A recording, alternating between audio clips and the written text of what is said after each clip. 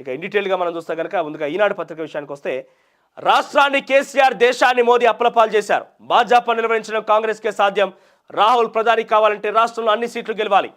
బారాసాకు ఓటేస్తే మూసీలో వేసినట్టే. ఇంద్రవెల్లి ఎన్నికల ప్రచారంలో ప్రారంభం. పీఈసీ మీడియా సమావేశంలో సీఎం రేవంత్ రెడ్డి. ఇక తెలంగాణ రాష్ట్రంలో కాంగ్రెస్ పార్టీ 17 స్థానాలు గెలవాల్సిందని పదే ఎందుకు కాంగ్రెస్ పార్టీ లేవనెత్తుందంటే ఇక్కడ మీరు గమనిస్తే ఇది సౌత్ ఇండియా అనుకుంటే కనుక ఇక్కడ తెలంగాణలో 17 పార్లమెంటరీ నియోజకవర్గాలు ఉన్నాయి. ఈ 17లో కనుక గెలిచినట్టయితే ఇటు కేరళ సిపిఐ అంటే ఇండియా కూటమిలో భాగంగా కమ్యూనిస్ట్ పార్టీ ఉన్నది, ఇండియా కూటమిలో ఉన్నది. కర్ణాటకలో దాదాపుగా మెజార్టీ సర్వేలన్నీ కూడా కాంగ్రెస్ పార్టీ మొగ్గు చూపుతున్నాయి. సో పూర్తిగా అక్కడ బీజేపీ చాలా బలంగా ఉంది కాబట్టి బీజేపీ పెద్దగా అవకాశం లేదు, అంటే బీజేపీ కాంగ్రెస్ పూర్తి స్వీప్ చేసే అవకాశం లేదు. ఇక పక్కన ఏపీ రాష్ట్రంలో చూస్తే కనుక కాంగ్రెస్ ఇటీవల షర్మిల పోయిన తర్వాత కొంత పుంజుకుంటోంది. ఇక కిందటువంటి తమిళనాడు విషయానికి వస్తే ఇండియా కూటమిలో ఒక భాగస్వామ్యం. సో ఓవరాల్ కర్ణాటక, ఆంధ్రప్రదేశ్, తెలంగాణ, కేరళ, తమిళనాడు ఈ 5 రాష్ట్రాలకు సంబంధించి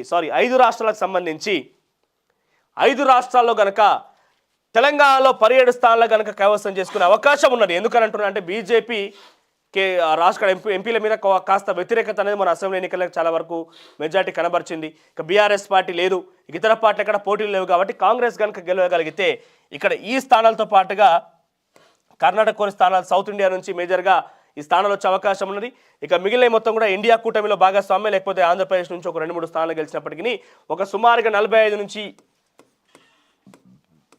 45 స్థానాలు కనుక సౌత్ ఇండియాలో గెలవగలిగితే కేవలం కాంగ్రెస్ ఇండివిజువల్గా గెలవగలిగితే కనుక వాళ్ళ తమ సత్తా చాటే అవకాశం ఉన్నట్టుగా ఒక టార్గెట్ పెట్టుకుంది 40-45 స్థానాలకు కాంగ్రెస్ పార్టీ. ఇక డిఎంకే తర్వాత కమ్యూనిస్ట్ పార్టీ ఇవన్నీ కూడా ఇట్లాగా పొత్తుల భాగస్వామిగా ఇండియా కూటమిలో ఉండనే ఉన్నాయి. సో ఇది స్పెషల్ ఫోకస్గా తెలంగాణ మీద ఒక అవకాశం ఉంది కాబట్టి తెలంగాణలో డెఫినెట్గా గెలవాలని ఒక ఆశతోని పార్లమెంట్ ఎన్నికల విషయంలో కాంగ్రెస్ స్పెషల్ ఫోకస్ సారించింది. మరోవైపు రేవంత్ తన బలాన్ని మరోసారి ఏఐసీసీకి చాటాలన్నా, ఏఐసీసీకి అంటే రాష్ట్ర వ్యాప్తంగా దేశవ్యాప్తంగా తన సత్తా చూపించాలని ఒక నేపథ్యంలో పార్లమెంట్ ఎన్నికల్లో తెలంగాణ నుంచి పెద్ద ఎత్తున స్థానాలు గెలుచుకునే అవకాశం ప్రయత్నంలో భాగంగా రేవంత్ రెడ్డి ప్రయత్నం చేస్తున్నారు. ఇక ఎంపీల విషయానికి వస్తే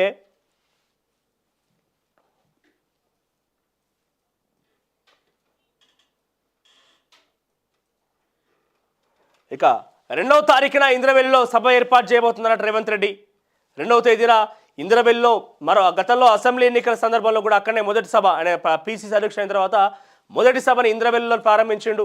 ఇప్పుడు పార్లమెంట్ ఎన్నికల నేపథ్యంలో తన ప్రచారాన్ని కూడా ఇంద్రవెల్లి నుంచి ప్రారంభించబోతున్నారట. ఇక బీఆర్ఎస్ పార్టీని పూర్తిగా అది చచ్చిన పార్టీ కింద కన్సిడర్ చేయాలి, దాన్ని ఎప్పుడో ప్రజలు బొందబెట్టేసిర్రు. సో పార్టీ లేనట్టుగా బీజేపీ ఫోకస్డ్గానే, ఎందుకంటే దేశంలో బీజేపీ వర్సెస్ కాంగ్రెస్గా ఒక యుద్ధం నడుస్తుంది కాబట్టి దాంట్లో ప్రధానంగా బీజేపీ ఫోకస్డ్గానే నా రేవంత్ రెడ్డి మీడియా సమావేశంలో మాట్లాడడం జరిగింది. ఇక మరోవైపు ఒక మాట మాట్లాడిండు, ఏమంటాడు, కేంద్రంలో కాంగ్రెస్ పార్టీ అధికారంలోకి వస్తేనే ఈ యొక్క పథకాలు సాధ్యమవుతాయి, కేంద్రంలో కాంగ్రెస్ పార్టీ అధికారంలోకి వస్తేనే ఈ పథకాల కొనసాగింపు అన్నట్టుగా రేవంత్ రెడ్డి మాట్లాడడం జరిగింది. ఒక విషయానికి ఏంటంటే కేంద్రంలో అధికారంలో ఉన్నా లేకపోయినా, మీరు ప్రతిపక్షంలో ఉన్నా ఏడున్నా కూడా కాంగ్రెస్ పార్టీ తెలంగాణ రాష్ట్రానికి ఇచ్చిన 6 గ్యారెంటీలు అమలు చేయాల్సిందే. చాలా తెలివిగా రప్పించుకునే ప్రయత్నం కనబడుతుంది కాంగ్రెస్ పార్టీది. కేంద్రం అధికారంలో ఉంటేనే మన నిధులు మనం తెచ్చుకోగలుగుతాం, మన నిధులు మనం సృష్టించుకోగలుగుతాం. కానీ బీజేపీ ఉంటేనే గతంలో అక్కస్ వెళ్ళగాకి మరోసారి అక్కస్ వెళ్ళగాకి అవకాశం ఉన్నది. సో ఏ ప్రభుత్వం ఉన్నా మనకు తెలంగాణ రాష్ట్రానికి రావాల్సిన హక్కులు, నిధులు మనకి ఏవైతే హక్కుల పరంగా మన వాటాలు ఉంటాయో డెఫినెట్గా వస్తాయి. ఆ దిశగా ప్రయత్నం చేయాలి. అంతేగాని కేంద్రంలో అధికారంలో ఉంటేనే ఇస్తాం లేకపోతే ఏమనంటే కాంగ్రెస్ పార్టీ తెలివిగా తప్పించుకునే ప్రయత్నమా అని ఒక అనుమానం కూడా మనందరూ కలుగుతున్నది. మీరు కేంద్రంలో అధికారంలో ఉంటే ఇస్తాం లేకపోతే ఇయ్యమని ఎన్నికల్లో హామీ ఇయ్యలే.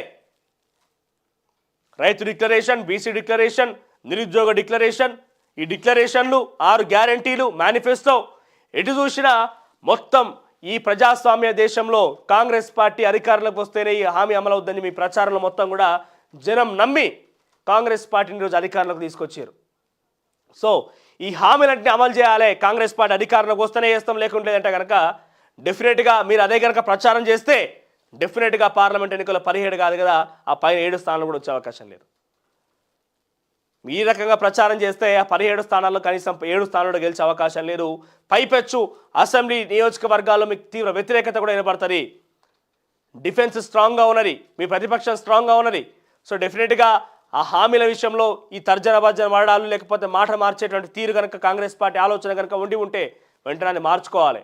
మాట మారిస్తే ప్రజల పరిస్థితి లేనిగా కేంద్ర అధికారంలోకి వస్తేనే ఇస్తా లేకపోతే లేదన్నట్టుగా రేవంత్ రెడ్డి మాట్లాడడం జరిగింది మీడియా సమావేశంలో. కేంద్రం అధికారంలోకి వస్తేనే మనం ఇవన్నీ చేయగలుగుతాం, లేదంటే ఇబ్బంది అవుతుంది అన్నట్టుగా మాట్లాడుతున్నారు. సో వెంటనే ఆ తీరు మార్చుకోవాలి, ఆలోచన ఏమైనా ఉంటే మార్చుకోవాలి. ఇక గ్రామాల్లో తాగునీటి నిర్వహణ బాధ్యత పంచాయతీలకే. వేసవిలో ఎద్దడి రాకుండా చర్యలు నియోజకవర్గాల ప్రత్యేక నిధుల్లో 1 కోటి మంచినీటి సరఫరాకు ఒక్కొక్క నియోజకవర్గానికి ₹1 కోటి ఇచ్చినట్ట మంచినీటి సరఫరా కోసం సమీక్షలు సీఎం రేవంత్ రెడ్డి. ఇక కోదండరాం గొప్పతనాన్ని ఒకరు చెప్పాలా, బారాస నేతలకు తొత్తులను ఎమ్మెల్సీలుగా నియమించేందుకు గవర్నర్ నిరాకరించారు. ఆ స్థానంలో కోదండరాంకు అవకాశం ఇచ్చారు. అందుకే ఆ పార్టీ విమర్శిస్తోంది. అసెంబ్లీ ఎన్నికల్లో పరాజయంతో ఉనికి కోసమే మాపై ఆరోపణలు చేస్తోంది. పక్కనే లోక్సభ ఎన్నికల బరిలో కొత్త అభ్యర్థులట. అసెంబ్లీ